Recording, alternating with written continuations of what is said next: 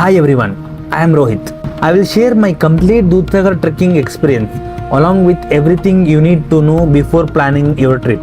From how to reach Dudhsagar to entry fees, guide charges, what to carry, and some important tips from my personal experience. So let's begin. How to reach Dudhsagar? There is a daily train from Bengaluru that leaves at around 3 pm and travels via Hubballi. It reaches Kulem railway station at approximately 2:30 am. Now here is a very important point. Do not try to get down at Dudhsagar station. It is strictly not allowed. Instead, get down at Kulem station. The jungle trekking route opens at 7:30 am. So if you are arriving at 2:30 in the morning, waiting at the station for 5 hours can be very tiring. The washroom facilities are also not that great. That's why I recommend taking a room in Kulem. Depending on the season, it may cost around 1500. You can rest, freshen up, have breakfast and start your trek comfortably. Entry fees and guide charges. Before entering the forest route, you need to pay the jungle entry fees. The entry fees is approximately 327 per person. You will also need a guide. If the group has 10 people, the guide charges is around 3000 rupees. So per person will be around 300 rupees.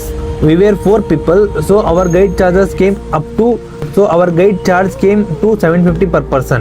Adding the entry fees, the total cost was around 1077 per person, and honestly it was completely worth it because we could enjoy the waterfalls, relax near the river and spend time without any rush. Many people join shared group to reduce cost, but there is one problem. People in the group may have different train timings. Because of that, they often have to return early. Some groups starts heading back around 3:30 pm. If possible, go with your own group and hire a complete guide for your group. You will have much more freedom and enough time to enjoy the place properly. Starting the trek. At the entrance, there is a checkpost. You need to register your details before entering the forest. The total distance for us, including the return journey, was around 25 kilometers. When we start our trekking, after 7 kilometers, you will find a few small cafes.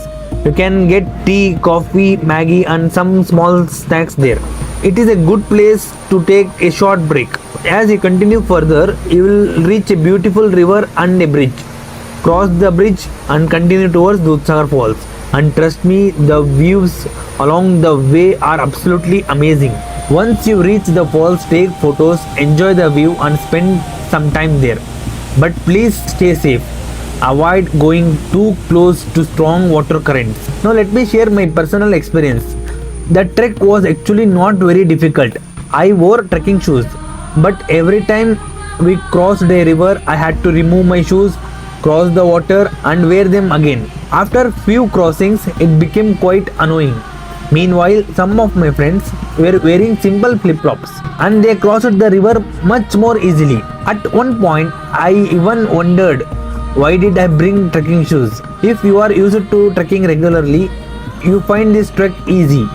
But if you are a beginner, I would still recommend proper trekking shoes for safety. Only the last section felt slightly challenging. The rest of the routes were quite manageable.